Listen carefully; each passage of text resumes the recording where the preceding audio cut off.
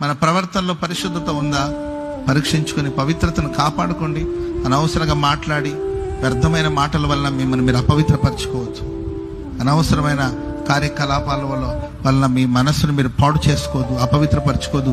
మనల్ని అపవిత్రపరచడానికి ప్రపంచమంతా ఏకమైపోయి వినడం వల్ల, చూడడం వల్ల, మాట్లాడడం వల్ల మన ఆత్మ అపవిత్రపరచబడిపోతున్నాయి. చెడు విషయాలు ఎక్కువగా వినబడుతున్నాయి. మంచి మాటలు చెప్పేవాళ్ళు లేరు, చెప్పిన వినేవాళ్ళు కూడా లేరు.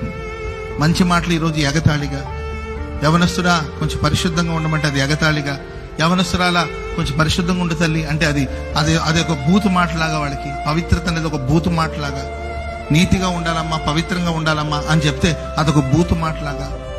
పవిత్రాలైన కన్యకగా ఉండాలి సంఘం అని చెప్తే అదొక బూతు మాటలాగా కొంతమంది భావిస్తూ అపవిత్రపరచబడే అనుభవాలు సాగిపోతున్నారు.